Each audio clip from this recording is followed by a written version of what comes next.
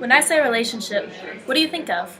For most people, ideas of a monogamous pairing between two people probably comes to mind. This idea was probably the most common thing back in the 1950s or the days of our grandparents, where more traditional roles were the accepted norm. Dates lasted a short amount of time, you met the parents beforehand, and women wore something conservative. Nowadays, most of us probably know that this isn't always the case. Monogamy, not always applicable. Clothing, much more revealing, and this is an accepted norm. And if you don't believe me about these differences, just take a look at the differences in how we dance. Got her a house up off Kingsway. I told her shake it like a red-nosed pit bull, and I'm a kid. So all of that in mind, are the new relationship norms as valid as the more traditional ideas of dating? The purpose of a relationship is to bring satisfaction to the individuals involved in it. Some individuals take satisfaction in long-term, monogamous relationships, while others take satisfaction in having fuck buddies, quick flings, hookups, or low-commitment arrangements. For example, talking to somebody. If a relationship is satisfying for all individuals involved in it, it is serving the purpose, therefore a valid arrangement.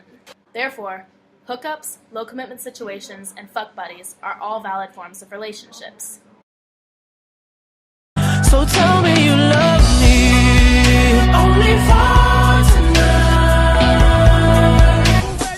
I'm done with the relationship thing. I'm emotionally unavailable. I'm emotionally damaged. You know what I'm saying?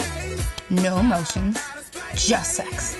So I guess we should just... And that's when she said the words every man is dying to hear. I guess we could just be sex buddies. These pop culture references reflect the culture that is not accepted, meaning the culture of young Americans support and play into the views that are displayed through mediums such as television, film, and music. Here we have a cross-section of the VCU undergraduate student body. These students represent several majors, socioeconomic statuses, and racial backgrounds. Each student also represents a different relationship. Our group decided to pose our questions and research to actual people and record their responses. What do you define as a relationship? Okay, like I was saying, I think a real relationship is just, I don't know, just having someone there with you because you can't go through life.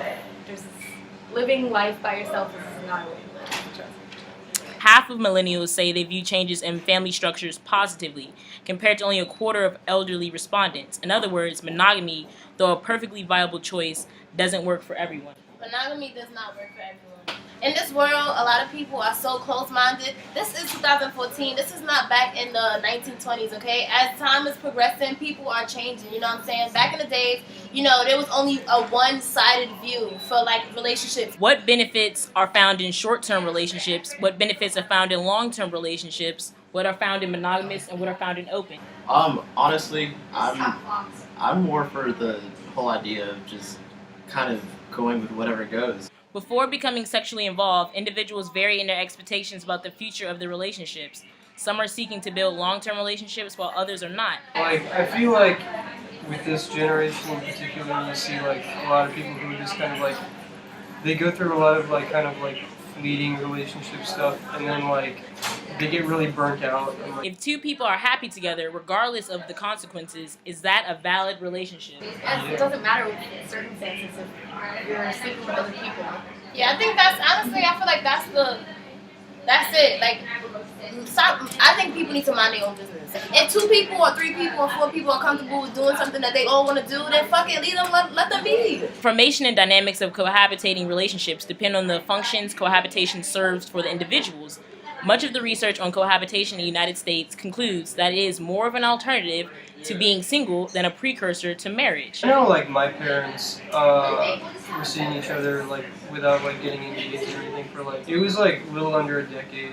They were, like, together, but because, like, they only got married because, like, they wanted to, like, have kids. Now, it's understood that in some hookup or fuck buddy situations, people become upset. Why would somebody become upset with a situation if it is, in fact, perfectly valid? I'll answer that with an analogy.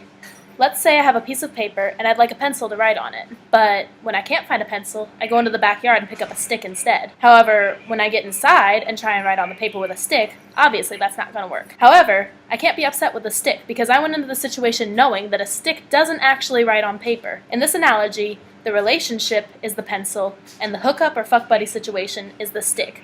You can't pick up one and expect it to take the place of another. All in all, hookups, low commitment situations, and fuck buddies are all valid forms of a relationship. These new relationship norms hold just as much salience as the more traditional constructions of a boyfriend and a girlfriend or an engaged couple. The bottom line is, a relationship only takes mutual positive actions between all parties involved, no prerequisites.